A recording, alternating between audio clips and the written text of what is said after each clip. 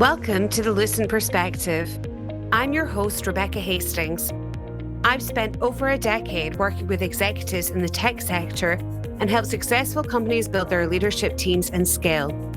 During my career, I've been lucky to have the privilege of learning from many exceptional leaders. In these conversations, you'll get perspectives from peers, be inspired, and learn what it takes to become one of the best. This is your chance to listen to experts talking about the challenges, solutions, and the vital insights they've gained in their careers to date.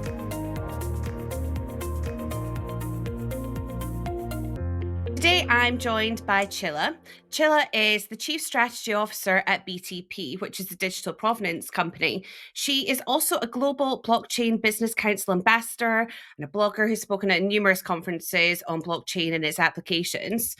Csilla actually created and curates the DLT landscape, which, if you've not seen it, is an open source market segmentation initiative.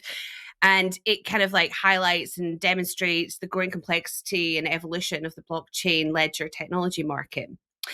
Csilla initially trained as an economist. She had a successful career as an industry analyst prior to moving into the startup world.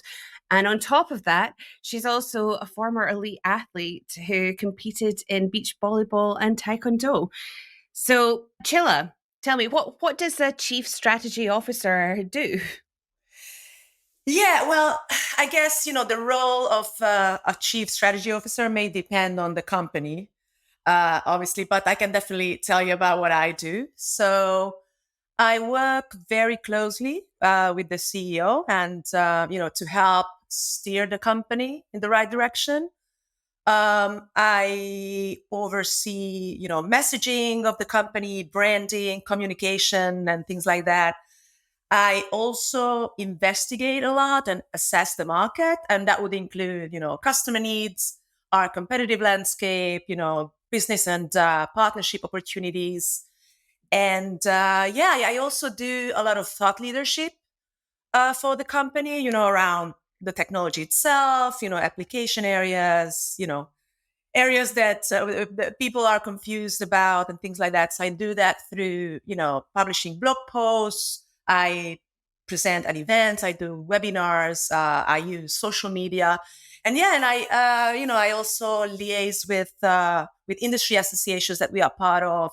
Including this open source foundations and so on. So I guess that's in a nutshell. But at the end of the day, when you work for a small company, you end up doing a lot of things.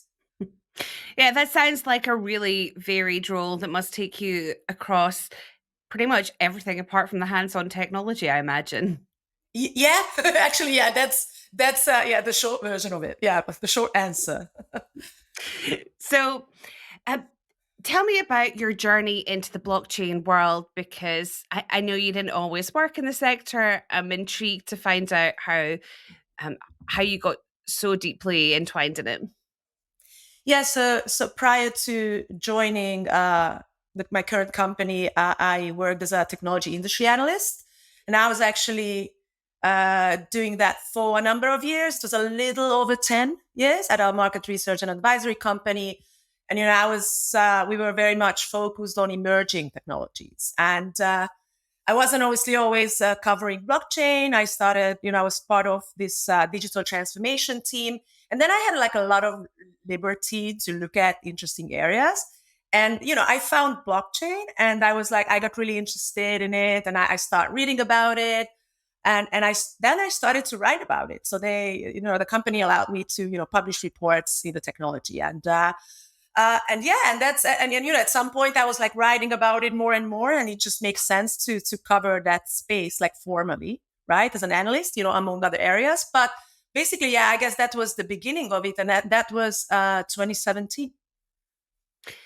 So, how did you then go from industry analyst to startup?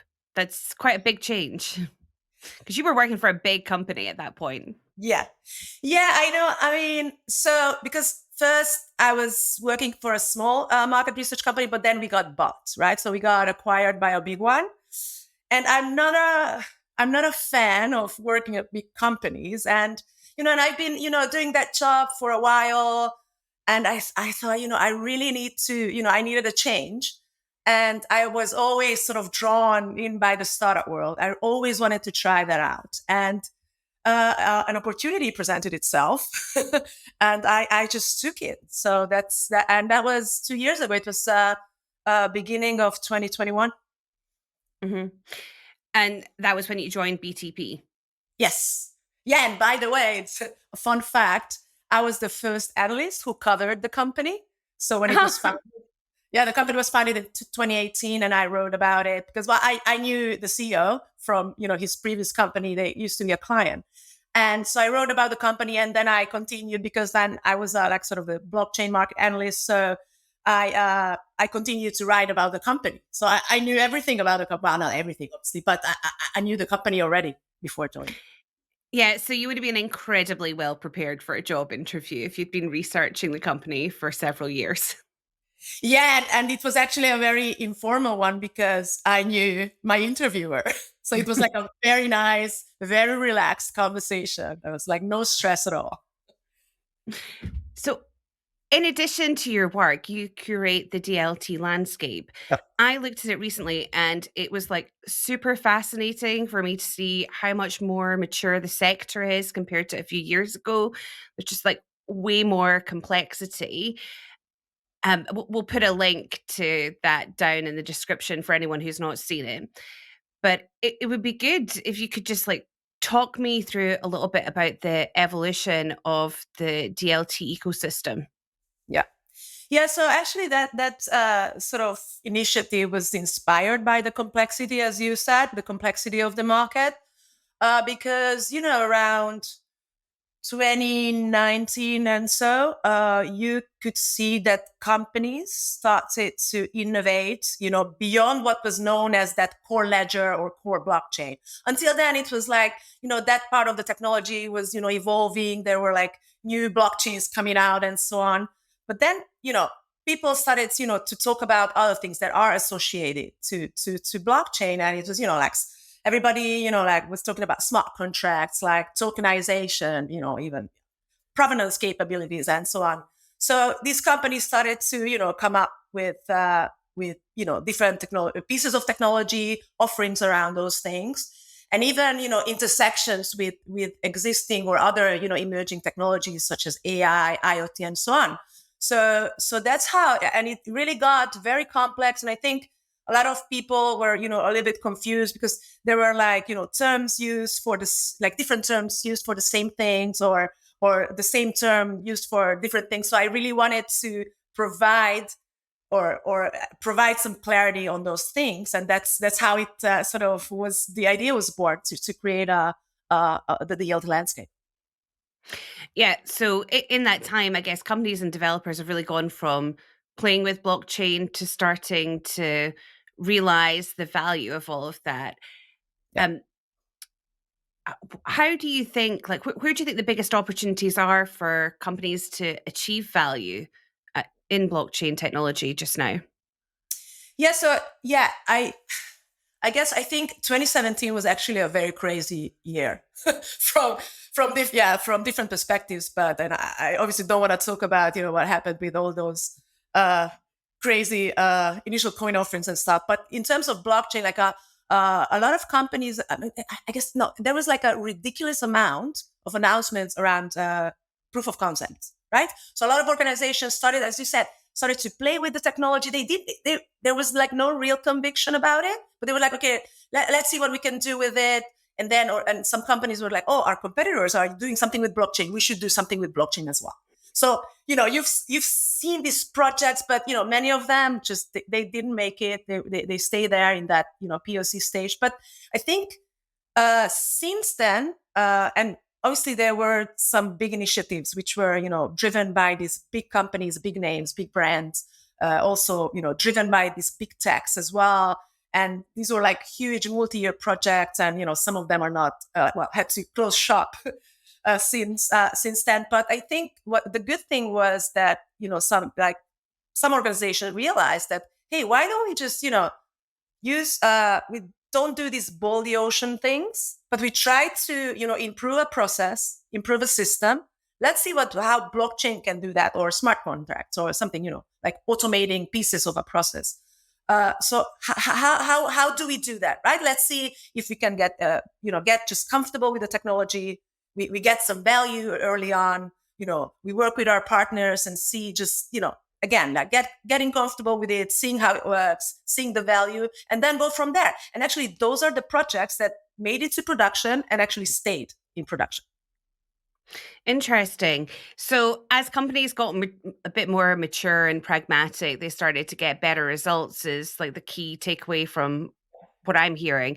But how has that then impacted the vendor landscape out there? Because I imagine that the services and the technologies people thought they would use has probably changed quite a bit as a result of that. Yeah, actually, there were because especially at the beginnings, it was like sort of this science project. Like so organizations or end user organizations, they did not have the skill set, right, to do it. So they needed that expertise from companies like platform providers or these the big names in the professional services area and so on. So those sort of companies try to make it easy for these organizations. Just maybe they just needed someone to take care of like doing the DevOps, right? The development operations part of the piece, or they needed help with developing an application on top of a blockchain, integrating these different pieces together and so on. So the number of those companies increased significantly in the last few years. Interesting. So BTP are focused on helping companies solve challenges around digital provenance. First of all, can you tell me what exactly is digital provenance? Yes. So yeah, I guess you are obviously everybody's familiar with the term provenance, but that was like US associated with the art world, but actually it's an area that can be applied to a wide range of things across sectors and industries and can add a lot of value. So just like simply put, provenance sort of captures the origin and the life journey, including the ownership history of any physical or digital asset. It can be, artwork, a diamond, medical implant, a commodity, user data. I mean, anything of value.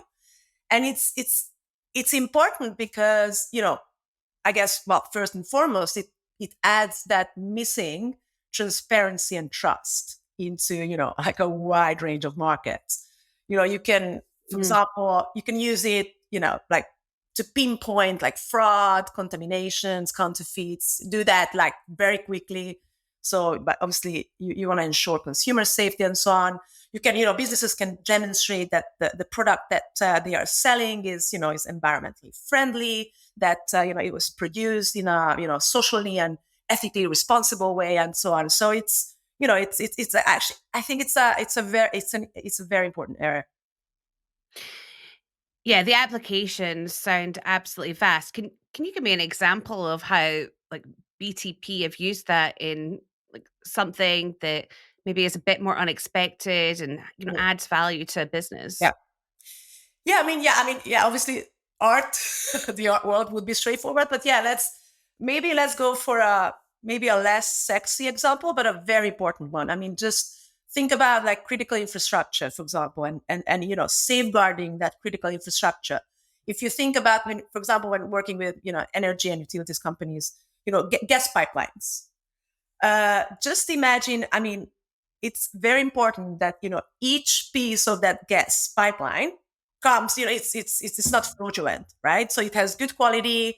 It has no flaws. You want to know where it comes from. If the supplier is the right supplier that sold you that piece, and from the supplier, it has that's the component has a life, right? Until it gets sort of implemented and so on. So you want to know who interacted with it, how it got there, who touched it, what did it do with it. So you want to make sure that you have and you want to have access to this information like on a time. Yeah, it has to be timely, right? So I don't have time to it's because sometimes when people think about digital, it's like, yeah, sending a PDF via email. No, that's not digital, right? We don't think about digital like that. So and then again, so all the parties that sort of take part in this process, for example, in the gas pipeline example, they need to have access to that data, and they need to see the same version of the data. It has to be one truth.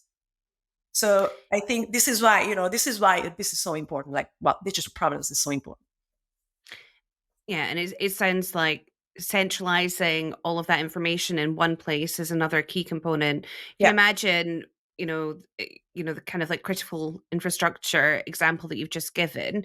You companies right now, imagine they have different records potentially on paper, some of them in different places, yeah, maybe like some of the engineering teams, some on a quality audit, some with purchasing, but having that single point of truth could yeah, be absolutely invaluable from like health and safety, maintenance, making good business decisions about how you run your assets. Like yeah. built assets are incredibly expensive if anything goes wrong. And then I imagine there's some benefits around insurance. Yeah. No, yeah, definitely. And yes, definitely. Obviously, it's not just, this authenticity and safety aspect, but the efficiency. You can save a lot of costs when you are doing things right. Yeah, definitely. So, um, what other kind of areas of business can get value from understanding provenance a bit more effectively? Yeah, well, I guess in a similar vein to this example, I mean, if you think about an aircraft, that's made up of, I don't know, thousands of, spare parts. And you definitely want to make sure that the spare part in that aircraft is not flawed, is not a counterfeit. It it's still airworthy, so it's not. And when it has to be retired, it has to be retired, and at that, when it has to be retired. So that's also, in terms of a safety issue, right? So that's sort of another example, which is actually, well, similar to the gas pipeline one. Hmm. So, what advice would you give to enterprise companies that are looking to leverage blockchain technology? Because whilst these examples sound really simple, like there's just so many moving parts. It just Yeah. sounds really complex and challenging. Yeah, so yeah, I guess as I mentioned before, there are these boil the ocean projects. No, I mean, I would say start small. Start with a small project. Just again, get comfortable with the technology. Work with your partners, because blockchain by nature is multi-party, not only in its use but it's in development as well. So it's not something that you would you want to sort of implement internally. It's you implement it with your partners, so you need to work with that. But then start small, get everybody on board. You need to see the value, like some value at the beginning, and then when you're comfortable with it, you see that value, then you can grow from there. So that would be my main advice, based on, I guess, experience. So start small, make sure there's like a really valuable purpose, and then Yeah. monitor and manage that project quite carefully. Oh yeah, especially with the big ones. I mean, some of these big projects that had to close shop. I mean, it was like a huge project management, chaos. So yeah, you have to manage it properly. And earlier, when you were talking about the DLT landscape, you mentioned that, there's like um, more sections there around the intersection with AI and Yep. IoT. Yep. The- what do you think the biggest applications are in those areas? I mean, obviously, I mean, IoT is definitely, as when we are talking about, for example, like physical assets. I mean, you need to sort of digitize that, right? So you need to create a digital twin. So then, like, sort of, yeah, IoT is inevitable. So then, obviously, when it's digitized, then then you record it on a blockchain. It's immutable. There are capabilities to, record the right data, query the right data and so on. But yeah, then again, you have to connect the digital world with the physical. And then, for example, IoT helps. And honestly, and I think that's a huge area. Like that intersection is a huge, huge opportunity. And then how about with AI? Like what do you see the link up being?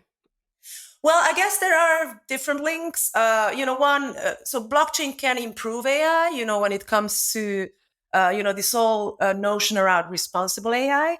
So you want to make sure that the data that algorithms use, that you use to train those algorithms are, good, genuine, the right data, right? So provide that provenance is, for example, and then obviously record everything on a blockchain is important. And then, in terms of sort of, when you have the data on a blockchain, that you can use, AI to, just to flag things in advance, right? So there's, so that algorithm can learn about, what's a good asset, what's a process that is correct, and then flag if it sees a flaw in that, and just flag it in advance. Then you can take that corrective action, timely rather than later. And I think, you hit on something there with provenance of data. That's definitely something that we're going to have to consider a lot more carefully. I Yeah. know I think you recently wrote a blog or a post about um, research papers in blockchain. Yeah, yeah, definitely, and yeah, well, actually, the recent one was around because there are so many misconceptions about, like just with provenance. Like, sometimes, like, yeah, I found that people think when you say blockchain, it's like, oh yeah, the provenance is there. I mean, so like, what is your company doing? It's like, well, the provenance is not there. I mean, blockchain means there's an audit trail, right? For that data that you capture. There's an audit trail. Audit trail is not the same thing than provenance, right? So you need the capabilities to, find that right data, capture the right data. You can, obviously you record that, then you can query it. It's just not, it doesn't, appear there automatically. So, there's one misconception, and then there are some others. There are people also confusing, like provenance with authentication. Obviously, they are not the same thing. So yeah, and I love to write about these things because these things come up when we talk to clients or peers and so on. These things come up, and I'm like, oh yeah, I should write about these things, right? So it's no, I really love to do this. And like I mentioned earlier, that you've also been an elite athlete. I believe you actually won the Masters World Championship for beach volleyball in 2017. And I know that Yeah. you've been collecting lots of medals and trophies. But first of all, Yeah. how do you fit sport and training in alongside work?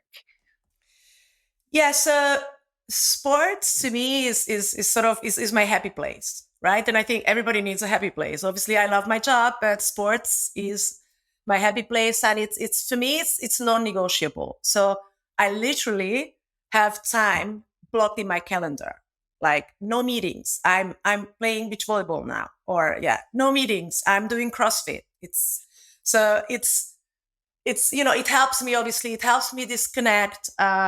It's that time when when I don't think about work. I'm just focused on what I'm doing.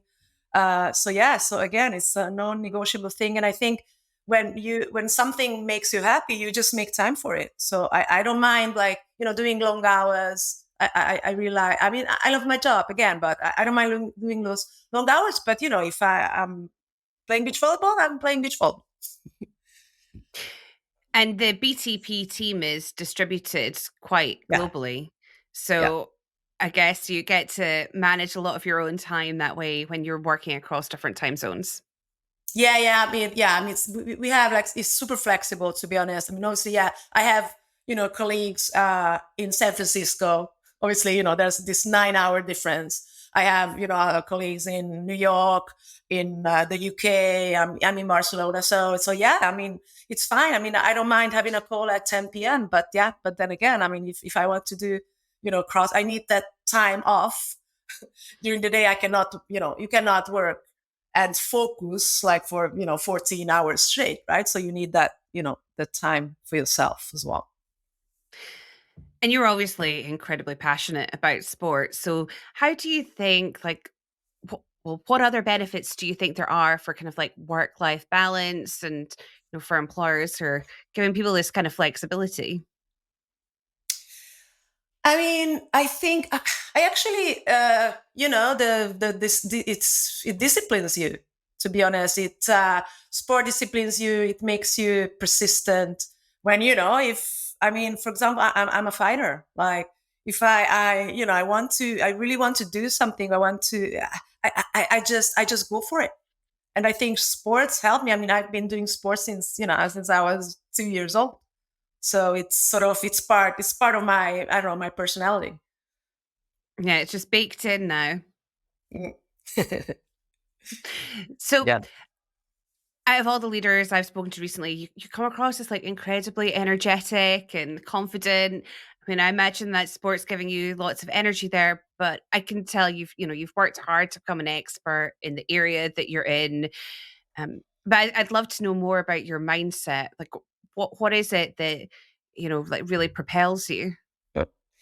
So as I mentioned, I'm a fighter and a doer. So if I really want something, I go for it. I don't shy away from a hard task. I don't mind like putting in the effort. I'm okay with taking risks, right? So I mean, at the end of the day, I think if something doesn't work out, then you can make another decision and change that. So nothing is forever, right? So I guess I just approach every situation with sort of with this mindset. Very cool. And like that self-belief is just absolutely invaluable. I Yeah, think I if you think have so. I think that if you have that, then lots of good things can come from it. You tend to not be overwhelmed. And, I think that it's actually part of having a growth mindset, believing that you can do whatever you put your mind to. I mean, like, you're not going to get it right. You're not always going to be the best person to Nope. do it. Nope. But, if you don't try, you're never going to learn. Yeah, and sometimes, as you say, I mean, sometimes you have to realize. I mean, when you have to let go, you let go, right? So sometimes you just, you try, you need to move on, and that's also part of you, part of life, right? And part of business as well. Yeah. Like knowing that what you're doing now is not necessarily what's going to work is so valuable in the startup world, and being accepting of failure. It's going to allow you to like pivot at the right time potentially, or Yeah, seize an definitely. opportunity. Yep. Yeah, actually, we just like recently repositioned the company. Yeah, you learn from things. You have to watch the market constantly, and as you say, like look for opportunities. And if there's an opportunity, you have to go for it. And if you need to make changes, then you'll make changes. It's that's totally fine and well necessary. Yeah, it's just part of the evolution. Yeah, exactly. Well, Chilla, thanks so much for your time. It's been great getting to know you and learning more about blockchain and DLT. If anyone's got any questions, they can reach out to you on the contact details below. Yep. But yeah, thanks so much. It's been super interesting. Thank you so much, Rebecca. Thanks for having me. Thanks for listening to The Lucent Perspective. I'm Rebecca Hastings, founder and director at the Lucent Group, a tech sector executive search and talent consultancy. If you enjoyed this episode, please subscribe, share it with others, post about it on social media, or leave a rating and review. If you're a company looking to hire top technology leaders, or you'd like to discuss your next move, please reach out to me on LinkedIn or send me an email to rebecca@thelucentgroup.co.uk. Thanks again for listening today.